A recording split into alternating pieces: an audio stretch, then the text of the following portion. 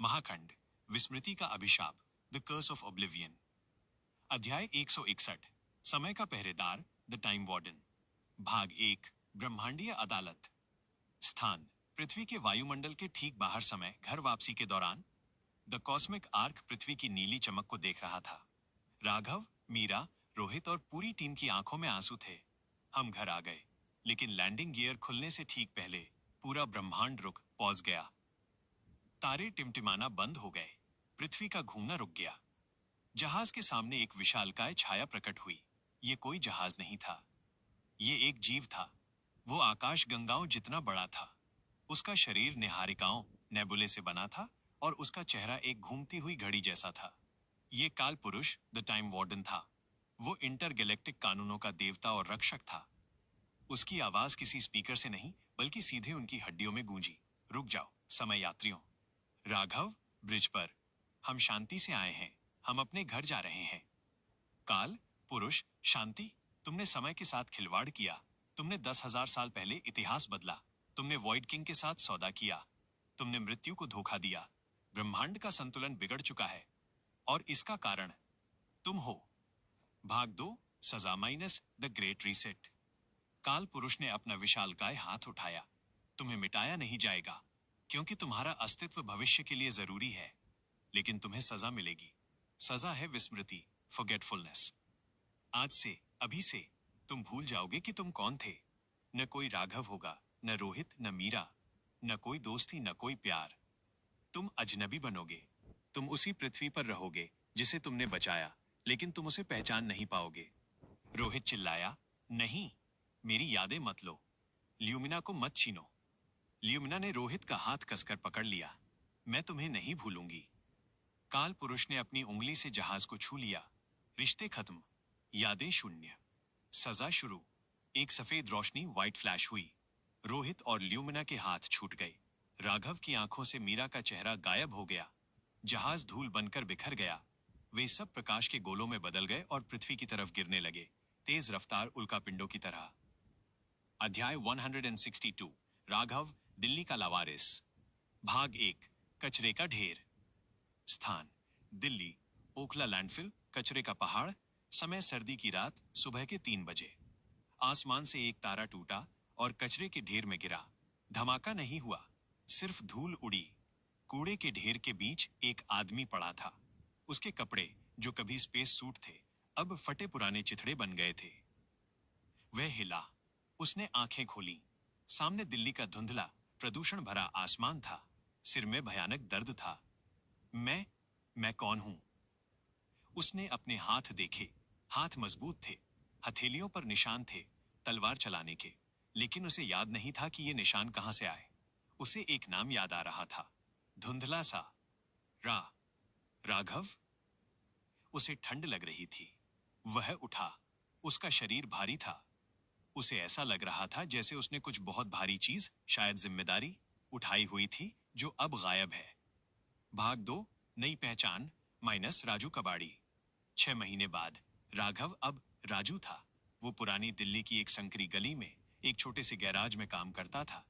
वो दिन भर लोहा उठाता, गाड़ियां धोता और रात को एक टूटी हुई खटिया पर सोता था।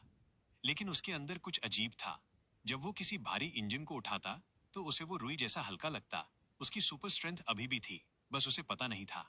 जब वो रात को आसमान देखता, तो उसकी आंखों में आंसू आ जाते। उसे लगता कि वहां ऊपर उसका कुछ खो गया है।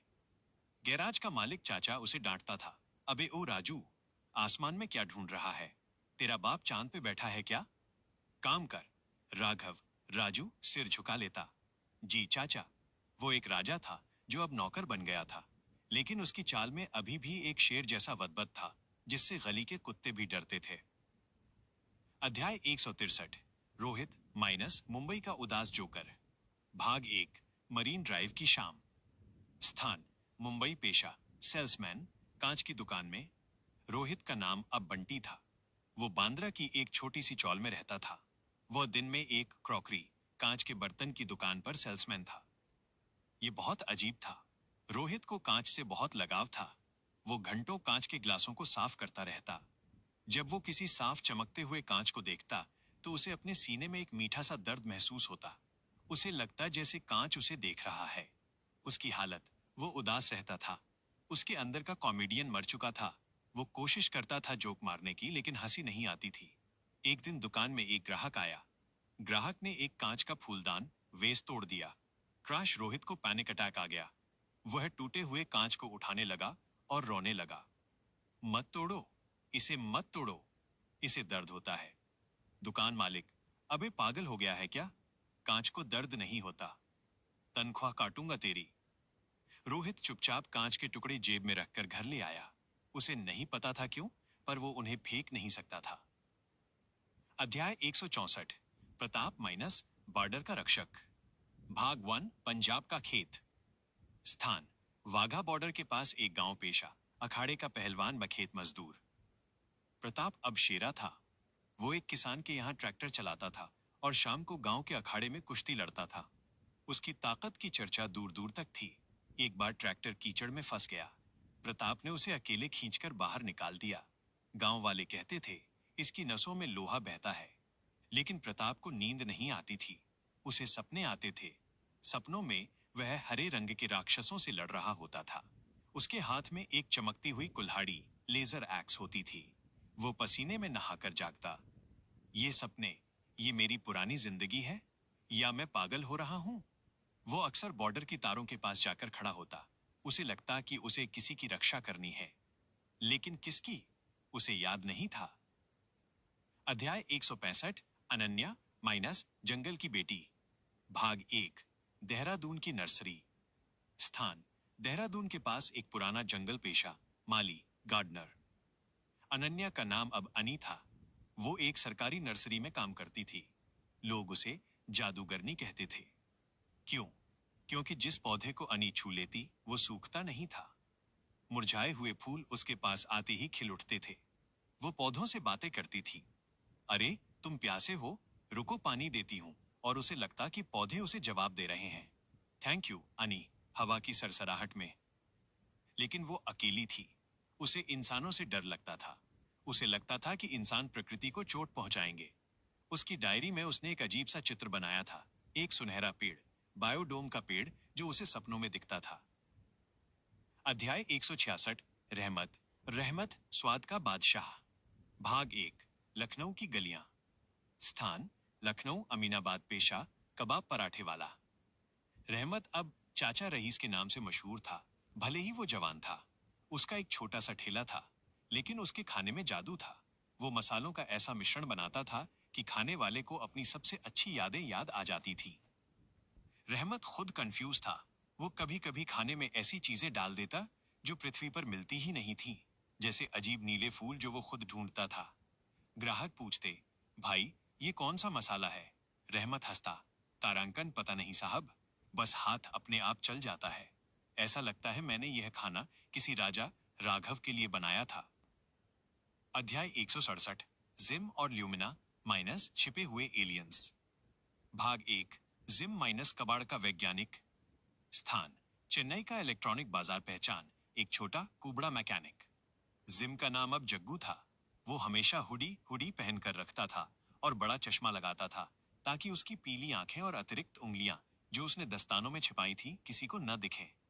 वो रद्दी से रद्दी सामान ठीक कर देता था।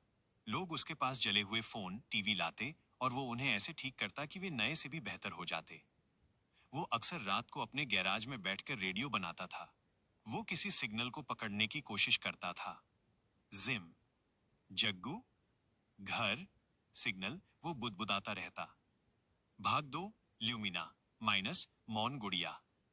स्थान, जयपुर का एक पुराना महल, म्यूजियम। पहचान, एक रहस्यमयी मूर्ति। ल्यूमिना की लैंडिंग सबसे अजीब थी।